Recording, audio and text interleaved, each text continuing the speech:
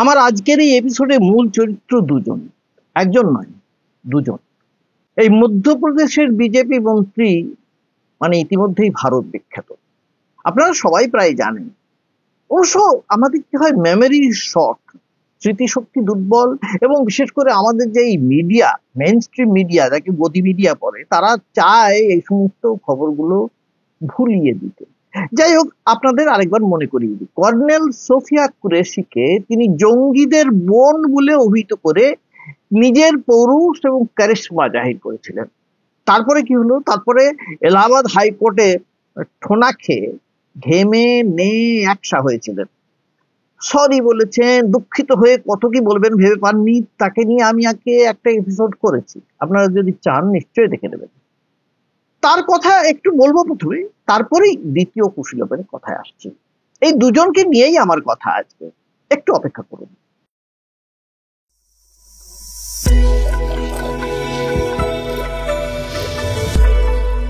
নমস্কার, আমি গৌতম বন্দ্যোপাধ্যায়, আর আপনারা দেখছেন গৌতম ব্যানার্জি অফিসিয়াল। যারা আমার চ্যানেল দেখছেন তাদের কাছে আমার অনুরোধ যে আমার চ্যানেলটাকে আপনারা সাবস্ক্রাইব করুন, শেয়ার করুন, কমেন্ট করুন, আর ওই যে নোটিফিকেশন আইকনটা আছে সেটা অন করে দিন।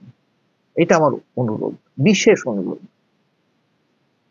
এবারে যে কথা বলছিলাম, মধ্যপ্রদেশের মন্ত্রী হাইকোর্টের মানে এলাহাবাদ হাইকোর্টের নির্দেশের পর নিজের দুঃখ কষ্ট ভুলে গিয়ে, কি করবে না, দুঃখ কষ্ট ভুলতেই হবে, কারণ এমন কড়া নিদান দিয়েছিল হাইকোর্ট যে শুনলে আপনারা স্তম্ভিত হয়ে যাবেন। হাইকোর্ট বলেছিল অবিলম্বে তার বিরুদ্ধে এফআইআর করতে হবে, এবং এফআইআর এ কি কি ধারায় এফআইআর করতে হবে তাও নির্দিষ্ট করে দিয়েছিল। এমন এমন ধারা ছিল যার শাস্তি যাবজ্জীবন কারাদণ্ড। পাগলের মতো তিনি নিজের দুঃখ কষ্ট, মান অভিমান, খাওয়া দাওয়া ভুলে গিয়ে তিনি সুপ্রিম কোর্টের আঙিনায় পৌঁছলেন, কিন্তু সেখানেও খুব একটা সুবিধে হলো না। সুপ্রিম কোর্ট কি বলেছে? 3 সদস্যের সিট গঠনের নির্দেশ দিয়েছে মধ্যপ্রদেশ সরকারকে, আর তারপর সার বিরুদ্ধে কড়া তদন্তের নির্দেশ দিয়ে এই সঙ্গে হাইকোর্টকে বলে দিয়েছে তারা যেন এই ঘটনার দিকে যথেষ্ট নজর রাখেন। মানে যথেষ্ট মানে যেমন নজরটা রাখছিল প্রথমে, এই যে সুপ্রিম কোর্ট বলেছে 3 সদস্যের সিট গঠন করতে হবে, সেখানে সরাসরি আইপিএস পরীক্ষায় যারা পাশ করেছেন এমন 3 জনকেই সদস্য করতে হবে। বিচারপতি সূর্যকান্তের বেঞ্চের নির্দেশ, এই সিটের নেতৃত্বে থাকবেন আইজি পদমর্যাদার এক অফিসার, বাকি 2 জন হবেন পুলিশ সুপার পদমর্যাদার। আর হাইকোর্ট, এলাহাবাদ হাইকোর্ট যেভাবে এফআইআর করতে বলেছিল ঠিক সেভাবেই করতে হবে। শুধু করতে হবে কেন? কারণ এই সিট দেখবে যে সেভাবেই করা হয়েছে কিনা। কিন্তু তখনই তো এমপি সরকার সেটা করেনি, মানে এমপি পুলিশ সেটা করেনি। কেন করেনি? কারণ এই মধ্যপ্রদেশের মুখ্যমন্ত্রী মানে বিজেপি মুখ্যমন্ত্রী, তারা যতই বিজেপি মুখ্যমন্ত্রী আছেন তারা জানেন তাদের এইসব আইন কানুন দেখতে হয় না। তারা শুধু একটা জিনিস বোঝেন, দল, দলং শরণং গচ্ছামি, না ভুল বললাম, দলং নয়, তারা জানেন প্রধানমন্ত্রী মোদি শরণং গচ্ছামি, মোদি যা বলবেন তাই, মোদিকে জপো, মোদিকে জপো, মোদিকে জপো, শেষ। সরকার, বিজেপি সরকার কখনো কোনো অন্যায় করতে পারে? অসম্ভব। যত অন্যায় অবিচার হয়েছে দাপর যুগে, সে দাপর মানে কংগ্রেসের যুগে, এখন তো কলিকাল, কলি যুগে মানে বিজেপি আছে, তাদের কেন দোষ হবে? এই আমার এপিসোডের দ্বিতীয় কুশীলবের প্রবেশটা ঠিক এখানে। তিনি হলেন মধ্যপ্রদেশের মুখ্যমন্ত্রী মোহন যাদব। এলাহাবাদ হাইকোর্ট যখন এই বিজয় সার কীর্তিতে কার্যত স্তম্ভিত হয়ে মধ্যপ্রদেশ সরকারকে এই মন্ত্রীর বিরুদ্ধে কড়া ধারায় এই সমস্ত এফআইআর করার নির্দেশ দিয়েছিল, আর তার আগেই এই মন্ত্রীর বিরুদ্ধে দেশ জুড়ে ধিক্কার জানাচ্ছিল বিভিন্ন স্তর এবং শ্রেণীর মানুষজন, তখন এই এপিসোডের দ্বিতীয় যে কুশীলব মানে মধ্যপ্রদেশের মুখ্যমন্ত্রী মোহন যাদব যত অভিযোগ না শুনে, এক কানে শুনে আরেক কান দিয়ে বের করে দিয়ে কার্যত খণ্ডন করে কি কি বলেছিলেন একবার শুনুন। कि सब जुडिशियली मामला है, जब न्यायालय के समक्ष सारा मसला है तो न्यायालय से बढ़ के तो वो नहीं हो गए। और जिस बात को लेके वो नाटक बता रहे हैं, नेता प्रतिपक्ष पे भी मुकदमा था, वो इस्तीफा अपने नेता प्रतिपक्ष से मांग ले। আরে একেই বলে মুখের মতো জবাব, লাজবাব। তিনি বললেন বিরোধী দলনেতা মানে রাহুল গান্ধীর পদত্যাগ কেন চাওয়া হচ্ছে না, তার বিরুদ্ধে মামলা তো হয়েছে। কি যুক্তি বলুন তো? একে বলে উকিলের বুদ্ধি। হ্যাঁ, তিনি ওকালতি পাস করেছিলেন, তবু বেয়ারা প্রশ্ন ছাড়ছে না তো পেছনে। এবারে আরো মোক্ষম জবাব দিলেন মোহন যাদব।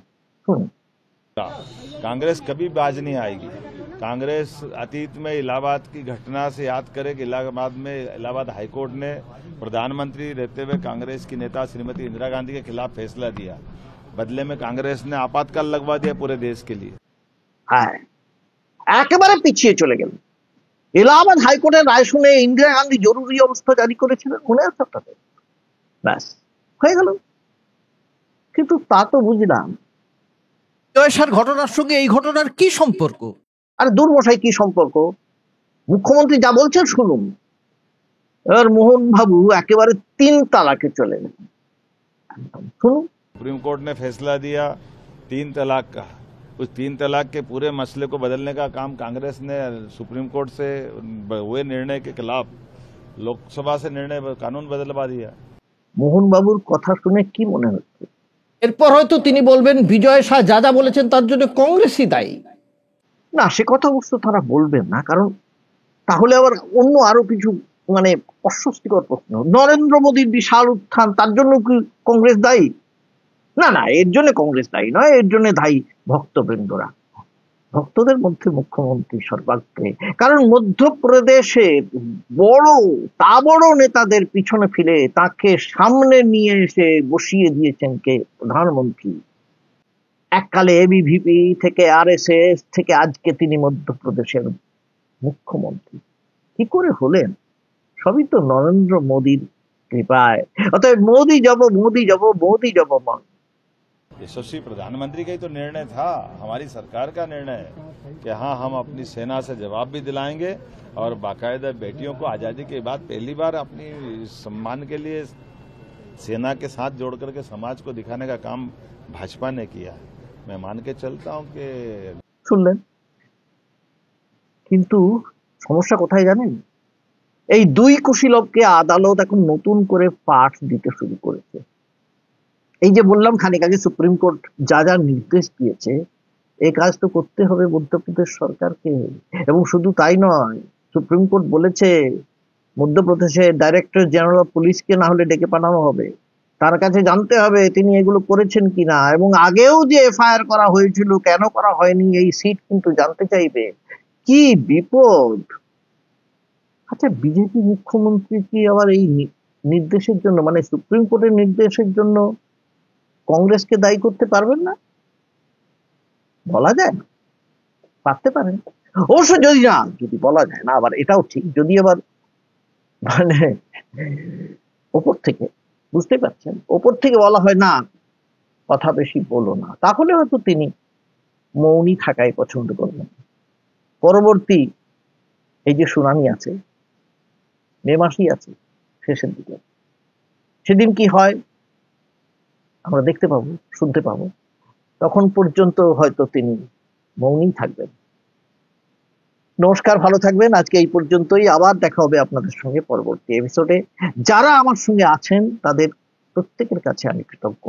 কেউ কেউ আমার বিরুদ্ধে লিখছেন, অনেক বেশি বিরুদ্ধ কথাও লিখছেন, তাও তারা আমার সঙ্গে থাকুন, আমার কোনো আপত্তি নেই। কারণ আমি মনে করি কথা বলা, বলতে চাওয়া, বাক স্বাধীনতা ইজ আওয়ার ফান্ডামেন্টাল রাইট, মৌলিক অধিকার। সেই অধিকারটা কেড়ে নিতে দেবেন না। আপনারা যদি না থাকেন সেদিন আবার আপনাদের হয়ে আমাকে বলতে হবে আমি বলেছি সমস্ত সময় এটাই।